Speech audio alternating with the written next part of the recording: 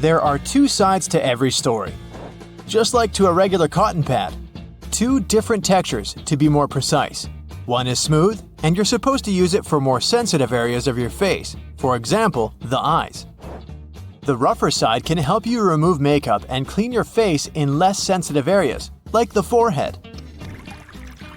If you like having greenery in your home, you've probably noticed the flower pots have holes at the bottom. These holes are the reason your green friends live a happy life. They're extremely important for water drainage. Thanks to these holes, you'll avoid stagnant water buildup that can eventually ruin your plant. Also, thanks to those holes, roots can grow and expand beyond the limits of your pot. Have you noticed aviator sunglasses mostly have green lenses? It has something to do with their origin. First, they showed up in the 1930s. Before that, pilots had goggles to protect their eyes while they were in the air. High altitudes with glaring sun and sub-zero temperatures were a real test for their eyes. The goggles helped them with those issues, but there was another one. Since the temperature differences between the air outside and within the goggles were big, the lenses would fog up and obscure the pilot's view. So, the company Bausch & Lomb came up with teardrop lenses surrounded by a light metal frame. These lenses were dark green because this tint cuts out blue light, which is also a problem for pilots when they're flying above the cloud line. Plus, green lenses also reduce glare and improve contrast and sharpness. Holes in the side of your Converse sneakers? Are those really necessary? Well, they allow air to enter your shoe so your feet can stay cool. You can also use them to style up your shoes and tie them in different ways too. There are two reasons plastic bottles have grooves. First, if you're drinking cold water and it's hot outside, you'll see there's a lot of condensation on your bottle. Or maybe if you're playing some sport or working out. Your hands are sweaty, and if a bottle had a smooth surface, it would be more difficult to grip it, so the ridges are there to improve your hand grip. The second reason is that because of these ridges, manufacturers can use thinner plastic. That means they need less material in overall production. And that plastic is still firm enough for the bottle to maintain its shape. Wooden coat hangers are not just there to look nice. Since they're made of cedar wood, they bring a nice scent to your closet. Plus, they repel bugs. They're also quite firm, so they come in handy for heavy clothes, such as jackets. And it's hard to damage them. So, they'll serve you longer. You may have noticed there's a colored square at the bottom of your toothpaste. These blocks mostly come in blue, red, green, and black. They are some sort of eye marks, since they help manufacturing machines at the assembly line recognize where and when to cut the toothpaste and seal the end of the tube. Some boots have loops at their top and back. Looks like a fashion statement, doesn't it? Or maybe it's something that manufacturers add for fun. But those loops actually have their purpose. With them, you can pull the shoe up when trying to wear it. Plus, you can easily hang them or use the loop for better support for the laces. Confession time. Remember those attachments your vacuum cleaner came with? Did you also put them somewhere aside and never use them again? They're actually pretty helpful when you're cleaning the house because you can use them for particular areas that are sometimes hard to reach with the regular attachment. We all know what the vegetable peeler is for, but besides peeling the skin of carrots or potatoes, you can use it for onions too. It may be faster than doing it with a knife, plus it will save you some onion tears. Some sweatshirts have something pretty specific in the neck area. A V-shaped stitch you can see in the middle of the collar. The ribbed insert, similar to the ribbing at the hem and the sleeves, would allow the owner to put the garment on more easily, and it wouldn't even lose shape. The V-insert would stretch, so a person wearing the sweatshirt could get their head through the neck. Its purpose was also to absorb sweat. In its early versions, sweatshirts had both the back and the front of the collars. Through time, they lost the back one, and this V-insert became something decorative since manufacturers started to stitch a V at the collar without using the ribbed material they had added before. Brightly colored squares or circles you see on food packages aren't an indication of vitamins, minerals, or certain flavors that food contains. And nope, it's not some secret code consumers are supposed to crack. It's actually for printing engineers. They're called process control patches or printer's color blocks. During the process of printing the food packaging, manufacturers use those colored blocks to check if the printing ink is correct.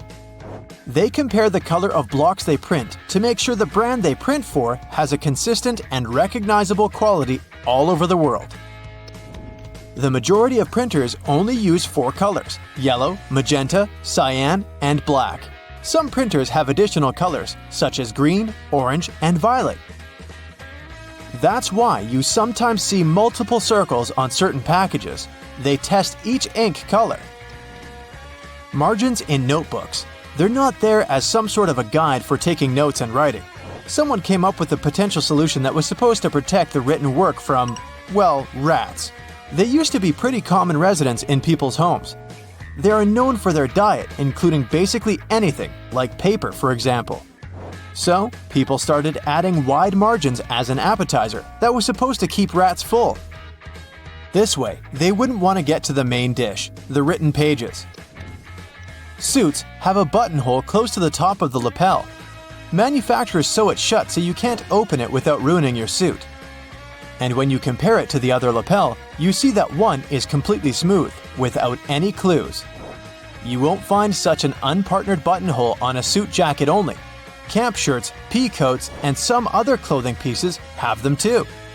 And they have to do with the history of lapels. The earliest ones showed up at the beginning of the 19th century. Before this, men mostly wear frocks with high collars. They would button them all the way up to the top. During hot days, they would relax the button stance, turn down the collars, and leave the top button undone. It was a relief from the swelter, plus their folded over laps would be symmetrical at the chest, and today, we recognize that as a lapel. People stopped using that buttonhole after they came up with the lapel, unless it was for some formal occasion. Like, for example, when you wanted to put a flower in there. That's why suit makers left it, as a fashion feature. Tea bags. It's pretty easy to guess what they're for, but they come in handy if you have smelly feet after a long day in your shoes.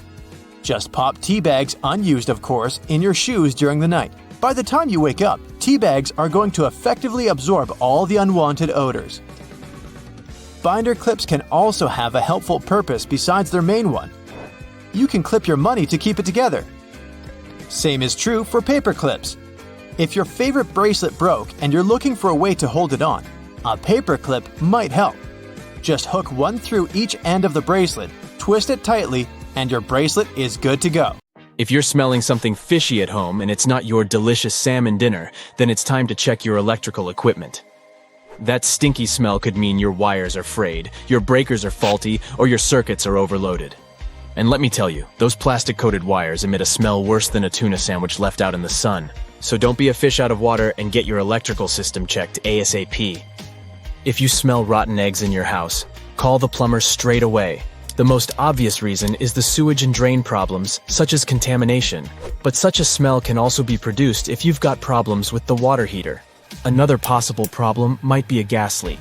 Manufacturers add some distinct bad-smelling chemical to natural gas, so that people could notice even the tiniest gas leak on the spot. This one may not be as easy to spot as a unicorn in Central Park, but it's still important to know. Have you ever caught a whiff of something funky before your stove ignites? That's the smell of carbon monoxide.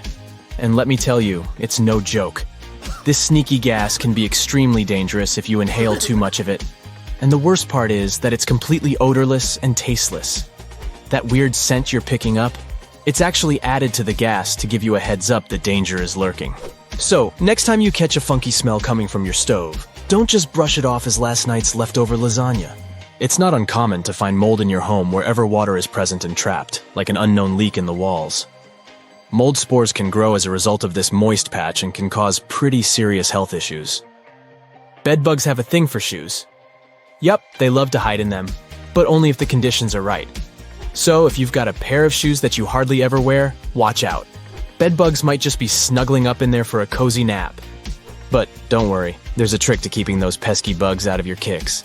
Leather shoes are a bit too smooth for bed bugs to crawl on, so they're less likely to hide in those. Athletic shoes, on the other hand, are like a playground for bed bugs. All those interesting textures and patterns make for the perfect hiding spot. So, if you want to keep bed bugs out of your shoes, just wear them regularly. Those creepy crawlers don't like anything that moves or gets disturbed often, and who knows, you might even squish a few of them in the process. Talk about a win-win situation. So go ahead, put on those shoes and show those bedbugs who's boss. Your feet and your sanity will thank you for it. If your nostrils are being assaulted by an unpleasant odor, it might be time to check your mattress. Recent scientific studies have revealed that a 7-year-old mattress can harbor more bacteria than a sci-fi movie set in outer space. Over 16 million colony-forming units per square inch. That's enough to make even the bravest of us want to sleep in a hazmat suit.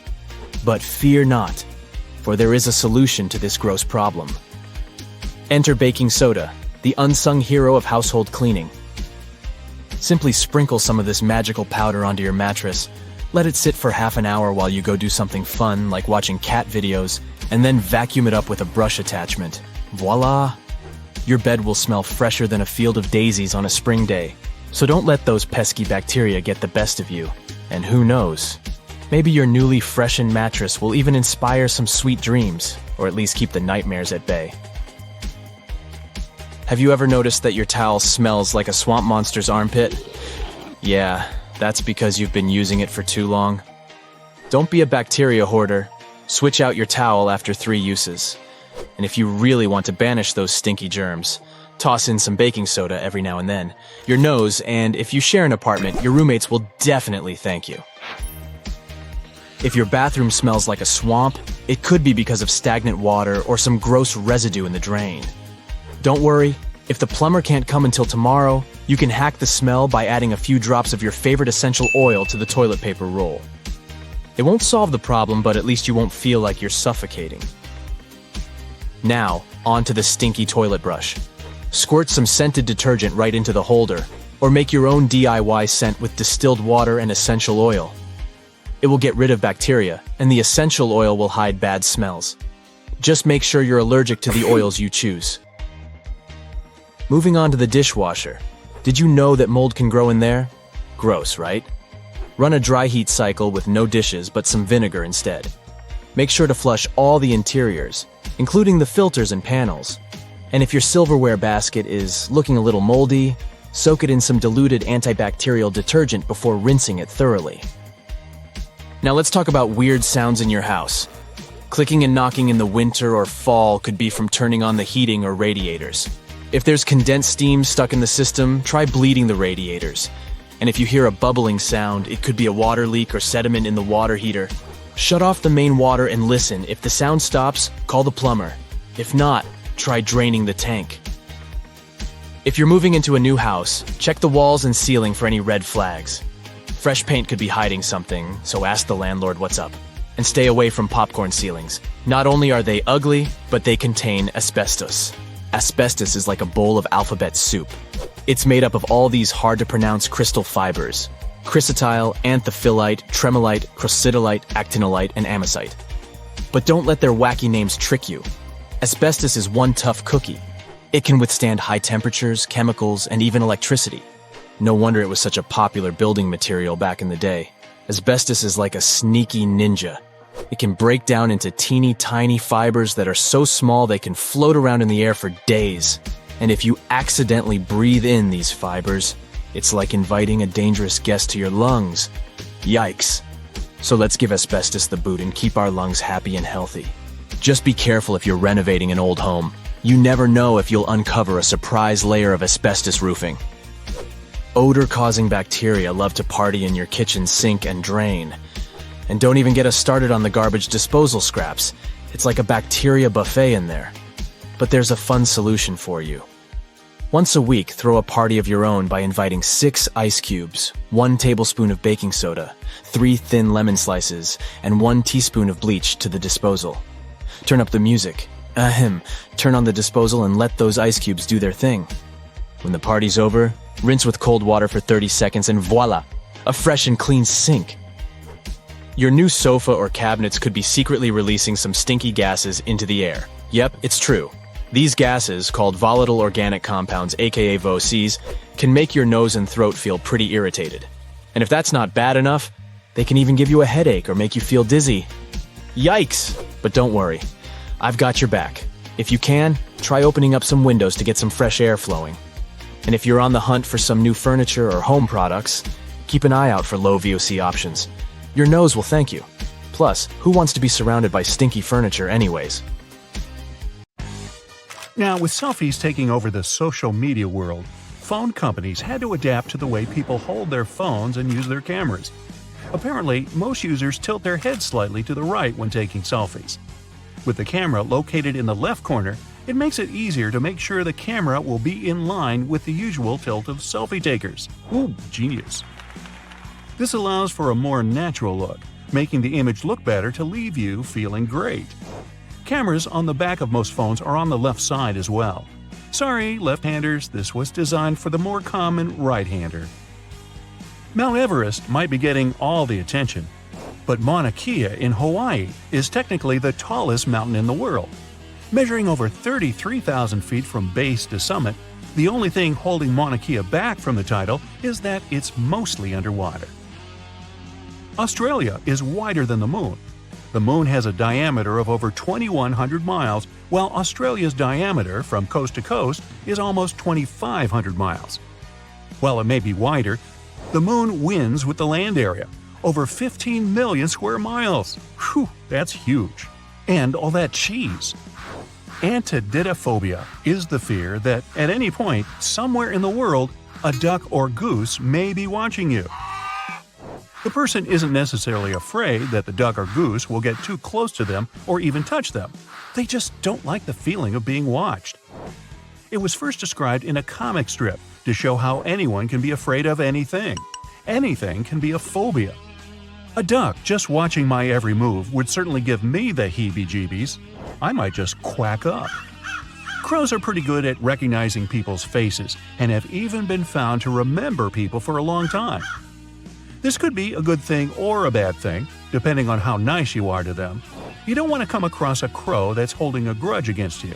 You probably can't tell which crow is which very easily, so it might be better to play it safe and just give them all a little wave. In the city of Yoro in Central America, they have an annual event known as the Rain of Fish. Not that the locals get a choice for it anyways. Every year in May or June, a torrential rainstorm rolls through town, leaving a mass of fish flopping around in the streets. The phenomenon is believed to be caused by waterspouts or water tornadoes, which drop the fish far from home. Seafood delivery for free? Yes, please. A photon, the most basic part of light, takes thousands, maybe millions of years to travel from the sun's core to its surface. But it only takes 8 minutes and 20 seconds on average to get to your eye once it's at the surface. That means that the sunlight we see is very ancient, older than the human race itself. There are only 4 words in the English language which end in dos: tremendous, horrendous, stupendous, and hazardous. Sounds like the teacher's comment on my report card. A single strand of spaghetti onto your fork has a name. It's called a spaghetto. In the Italian language, an I at the end of the word means that it's plural, while an O is singular. This goes for all types, like gnocco instead of gnocchi, fettuccino instead of fettuccine, and raviolo for a single parcel of goodness. Accidentally eating one of those fruit stickers on apples, peaches, and pears shouldn't worry you at all. They can be eaten, but they aren't exactly edible. It'll just leave your body as everything else does. The glue used for them is regulated by the FDA, but it's still recommended that you wash the fruit and remove the sticker before chomping down on it. Dolphins not only have names for each other, but they'll call out for their friends specifically. Makes you wonder what names dolphins have for us when we get in the water. Hey, look, Frank, those hairless monkeys are back in the water again. German chocolate cake is one of the most delicious cakes out there. It's my all-time favorite, but its name has nothing to do with the country at all. Named after an American baker called Samuel German, who made the tasty treat in 1852. The Eiffel Tower can be 6 inches taller during the summer because of thermal expansion. When the iron heats up during really hot days, the iron particles expand, taking up even more space. 2 planets in our solar system rotate the opposite way as the others. Venus and Uranus have this backward rotation. Venus also has the longest day of any planet in our solar system, completing a rotation every 243 Earth days. A baby puffin has the adorable name of Puffling. To feed its chick, the puffin parent will carry about 10 fish in its beak at a time. While you sleep, you can't smell anything, even really bad or potent smells. Our taste and smell senses are cut down by 50 to 20% during flights. This is why airplane food always tastes like cardboard or too salty. Sounds like a pretty convenient excuse from the airlines to me. Look at any watch advertisements, and the time on display should be 10:10. This is because of the positive effect it has. It looks like a smile, and usually the brand name of the watch is directly below the 12. Stewardesses is the longest word that is typed with only the left side of the keyboard. The word itself isn't used much anymore. Most people say flight attendant instead. Those dum-dums who call out, "Hey, you!" are normally invited to exit the aircraft mid-flight. The longest English word is a crazy 189,819 letters long. I won't spell it out here, but it's the full name for the large protein nicknamed Titan. To say this out loud would take over 3 hours. So grab a snack and settle back, because we're going to be here for a while. Nah, I wouldn't do that to you. Eunoia, at 6 letters long, is the shortest word in the English language that contains all 5 main vowels. Eunoia means beautiful thinking or well mind. It's rarely used these days in the medical field. And if you add 2 of them, you'd then have a para-eunoia. Nah, not really. Glass balls can bounce higher than rubber ones. When a rubber ball hits a surface, it deforms before returning to its original shape. And a lot of energy is lost in this process. A glass ball doesn't compress at all, keeping a lot of its energy for the bounce back up. Here's a flash. Kangaroos can't walk backward. Their long feet and heavy tail make walking impossible, forward or backward. They can move side to side with incredible agility, but jumping back is impossible because of that large muscular tail. So let's go to the hop. The loneliest creature on Earth is a whale that's been calling for a mate for a long time. Researchers identified the whale's abnormally high call decades ago, and is believed to have never received a response.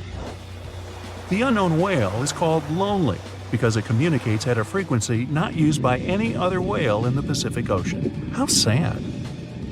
Meanwhile, the lyrebird can mimic almost any sound it hears, including chainsaws. The Australian species not only copy other birds, but other animals too, like koalas and dogs. In captivity, they'll also copy artificial sounds, such as car alarms, trucks, and chainsaws. The Northern Hemisphere holds roughly 90% of the world's population. No wonder the streets are so crowded up here. The cougar goes by more names than any other animal. The cougar has been given over 80 names. The puma, mountain lion, panther, and catamount are all the same thing. Just don't confuse them with bobcats, lynxes, jaguars, or leopards. They don't appreciate that. Most people can't lick their own elbow. The length of your arm, combined with the flexibility of your joints, makes this impossible for many. Your elbow is just far enough down on your arm that you can't reach it. Go ahead, try it. I'll wait. Okay, time's up. Octopuses and squids have beaks like birds. The beak is made of the same material that our fingernails are made of, keratin. They can also fit through anything that their beak can, making them the ultimate escape artist. Not you, Houdini. There are over 31 million seconds in a year. We recently discovered this tiny chameleon in Madagascar. At less than an inch long, it's the size of a seed and could fit easily on the tip of your finger. It's nicknamed the nano lizard. and shows how many tiny creatures could be hiding out, undiscovered, away from the eyes of scientists and researchers. 11 plus 2 equals 13, of course. And 12 plus 1 equals 13. The 13 letters that make up these phrases equal each other in more ways than one. They are actually anagrams of each other. Wow. Anagrams, homonyms, and antidophobia. That's a mouthful, but not as sweet as my German chocolate cake. Hey, I'll take seconds. So, you just sat down to eat at your favorite restaurant. The waiter comes by the table to get your order of drinks. You've been craving some soda all day, so you order a Coke. The waiter looks really sorry, but he says, "It's a Pepsi restaurant." Can you count the number of times this has happened to you? Even when you're traveling abroad, it's either Coke or Pepsi. If you like both, you end up having to pick sides. So, how about we get to the bottom of this rivalry? Is one of them objectively better than the other? The first category, variety. I'd say both companies are pretty good at this. You can easily choose between diet, no sugar, and even cherry Coke. While with Pepsi, you can even order such wild tastes as lemon, lime, caramel, and even some spicy flavors. The next category is taste. As you probably know, taste is something very personal. There's no right or wrong answer here, of course, but everyone has their favorite. The Coca-Cola recipe has been an intensely guarded secret since 1891, when John Pemberton, the inventor of the drink, sold the recipe.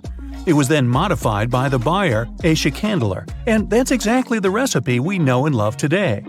Meanwhile, Pepsi's sweet taste was invented by Calum Bradham. Sometime later, Charles Guth purchased Bradham's bankrupt company. This guy also owned a candy company named Loft.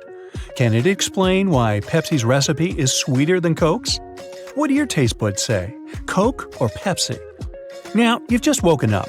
You ordered pizza the night before and are ready to have some leftovers for breakfast. You open the fridge and, you're faced with a tough choice: cold pizza or cold pasta. How and why do both of these dishes taste so good when cold? There's actually science behind their amazing taste. According to pasta experts, your spaghetti tastes even better the next day because of that little thing called starch. It's mainly found in cereals and potatoes.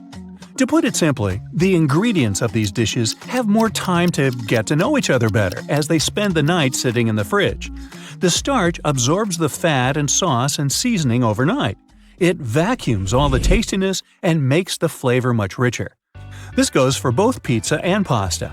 I guess it's not coincidence, then, that some people often over-order these types of food just so they can have some leftovers to appreciate the next morning. No, we never do that at my house.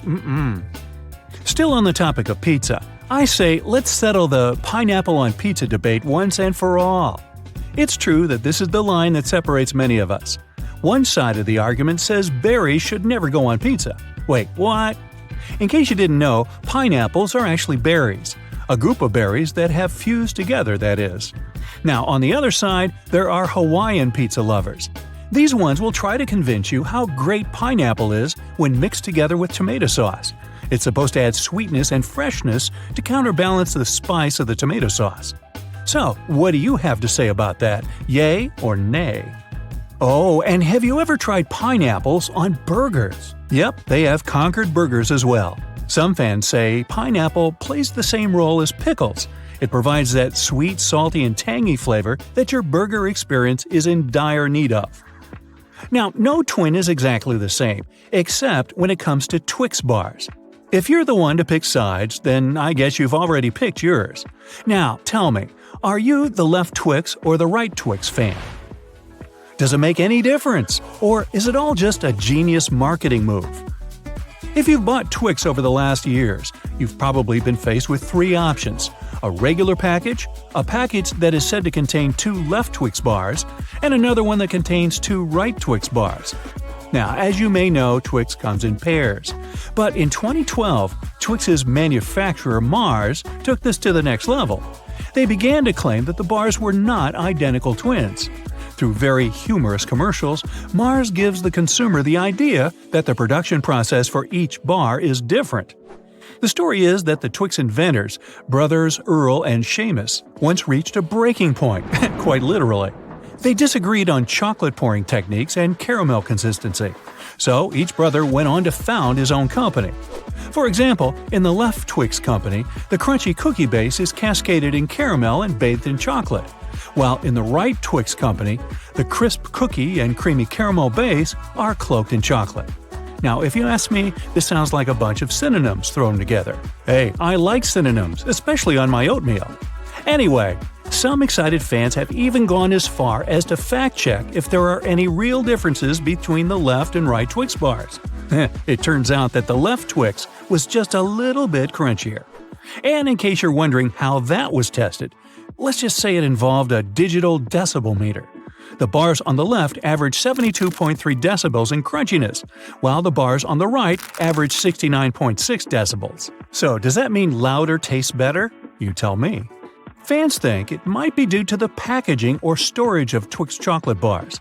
They suggest it's less about left versus right and more about top versus bottom placement. The Twix that ends up at the bottom of the package during the production process might be less crunchy. Oy. Now, I'm sure every country probably has some other dilemma, but here in the US, I'd say the main one is the peanut butter over or under the jelly debate. If you've ever been young, raise your hand if you were ever in that demographic, then you must have developed a preference. While some responsible grown-up was packing your lunchbox, what did you scream, jelly first or peanut butter first? People around here have strong opinions on how to make the perfect PB&J sandwich.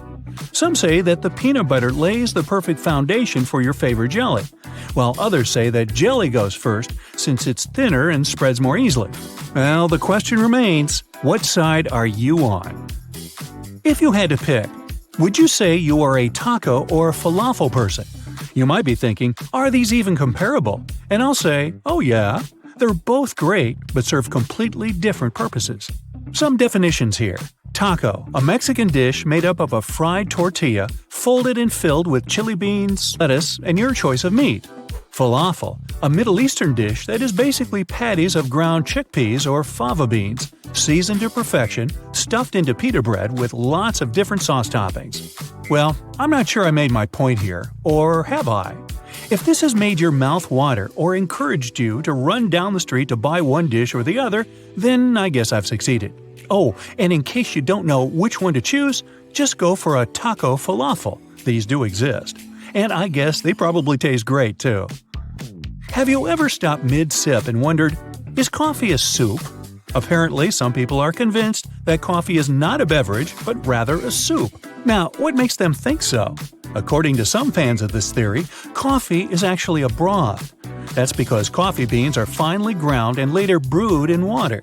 This process creates an unthickened liquid, usually recognized as broth. This theory has its deniers, of course. Those say it doesn't resemble broth at all, as broths usually mean that the liquid has some meal-like value and various nutritional factors, and coffee is just coffee. It's supposed to taste nice and give you energy. Even if you order the frou-frou versions like low-fat, no-foam, double-shot grande lattes with 2%, like I get. Hey, what's not to like? Now, tell us in the comments below your choice for each of these food battles.